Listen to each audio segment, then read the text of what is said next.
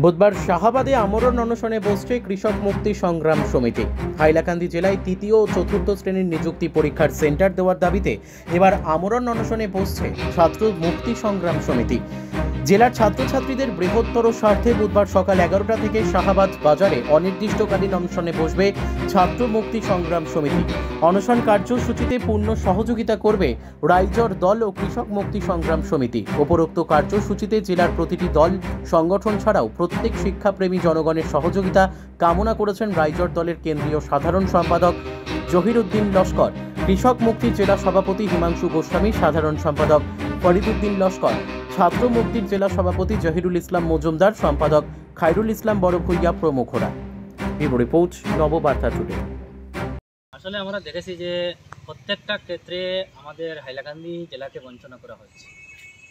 চাকরির ক্ষেত্রে, সরকারি সব ধরনের সুযোগ সুবিধার ক্ষেত্রে হাইলাকান্দিকে যে কোনো সরকার হোক, প্রত্যেকটা সরকার আমাদের হাইলাকান্দিকে বঞ্চনা করে আসছে।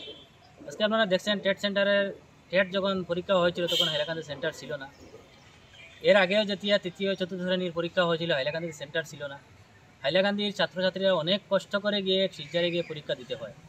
এই বছরও আমরা খবর পেয়েছি যে হাইলাকান্দিতে সেন্টার নেই। থার্ড গ্রেড, ফোর্থ গ্রেডের অনেক ছাত্রছাত্রী অ্যাপ্লাই করেছেন। অনেক বেকার সমস্যা হাইলাকান্দিতে আছে, যার জন্য মানুষ ভাবছে যে পরীক্ষা দিয়ে পাশ করলে হয়তো একটা চাকরি পাবে। তাই হাজার হাজার ছাত্রছাত্রীরা অ্যাপ্লাই করেছেন। কিন্তু যদি হাইলাকান্দির সেন্টার দেওয়া না হয় তাহলে আজকে মিজোরামের বর্ডার থেকে আরম্ভ করে হাইলাকান্দির পুরা প্রত্যেকটা স্টুডেন্ট গিয়ে শিলচরে পরীক্ষা দিতে হয়। অনেক গরিব ছাত্রছাত্রীরা আছেন যাদের কোনো পয়সা কড়ি নেই, এখান থেকে গিয়ে ভাড়া দিয়ে যে শিলচরে পরীক্ষা দেবে। এরপর যানজট সমস্যা, আপনারা দেখছেন গত পরীক্ষার সময় যানজট সমস্যার কারণে অনেক ছাত্রছাত্রী পরীক্ষা পাননি, টাইম মতো গিয়ে পৌঁছতে পারেননি। অনেক জায়গায় অ্যাক্সিডেন্ট হয়েছে, অনেক ছাত্রছাত্রী অ্যাক্সিডেন্টে পড়েছেন। যার জন্য আসাম মাননীয় মুখ্যমন্ত্রী মহোদয়ের কাছে আমরা দৃষ্টি আকর্ষণ করেছি যে আমাদের এই বছরের যে পরীক্ষা থার্ড গ্রেড এবং ফোর্থ গ্রেডের হবে, যাতে হাইলাকান্দিতে সেন্টার দেওয়া হয়। এ ব্যাপারে আমরা আগামীকালকে থেকে আমরা ছাত্র মুক্তি সংগ্রাম সমিতির নেতৃত্বে আমরা ছাত্রছাত্রীদেরকে নিয়ে আমরা শাহাবাদ বাজারে আমরা অমরণ অনশনের আমরা ডাক দিয়েছি। আগামীকাল 12 ঘটিকার সময়, বেলা 12 ঘটিকার সময় শাহাবাদ বাজারে অমরণ অনশন আরম্ভ হবে। আমাদের উদ্দেশ্য থাকবে যে হাইলাকান্দিতে সেন্টার দেওয়ার দাবিতে একটা জনজাগরণ সৃষ্টি করা, জনপ্রতিনিধিদের চাপ সৃষ্টি করা। আমাদের যারা জনপ্রতিনিধি আছেন সম্পূর্ণ ব্যর্থ হয়েছেন। আমাদের সাংসদ কৃপানাথ মালা মহাশয় আছেন, উনি বুডোর সময় এসে বলেছিলেন যে হাইলাকান্দির ছাত্রদেরকে ন্যায় দেওয়া হবে। বিজেপির যারা কর্মকর্তারা এসেছিলেন এখানে বুট প্রচারের জন্য, ওনারাও কথা দিয়েছিলেন যে হাইলাকান্দির ছাত্রছাত্রীদেরকে ন্যায় দেওয়া হবে। মানুষ বাষ্কবরে ভোট দিয়েছে। আমাদের কৃপানাথ মালা মহাশয় এমপি হয়েছেন, কিন্তু উনিও টু শব্দ করেননি যে হাইলাকান্দির সেন্টার নিয়ে। আমরা দেখেছি এবছর করিমগঞ্জে সেন্টার দেওয়া আছে, আমরা ধন্যবাদ জানাচ্ছি। কিন্তু হাইলাকান্দিকে কেন বঞ্চনা করা হচ্ছে? তাই জনপ্রতিনিধিদের চাপ সৃষ্টি করা, আসাম সরকারের উপর চাপ সৃষ্টি করার দাবি জন্য হাইলাকান্দিতে জনজাগরণ সৃষ্টি করার উদ্দেশ্যে আগামীকালকেতে একদিকে শাহাবাদ বাজারে অনশন হবে, অন্যদিকে বিভিন্ন রাজনৈতিক দলের মাধ্যমে আমরা সার্কেল অফিসের মাধ্যমে অন্ডাম দেওয়া হবে, বিভিন্ন জায়গায় আন্দোলন করা হবে, রোড ব্লক করা হবে। মানে সর্বাবস্থায় হাইলাকান্দিতে আমার সেন্টার লাগবে। কেন হাইলাকান্দিকে বঞ্চনা করা হচ্ছে?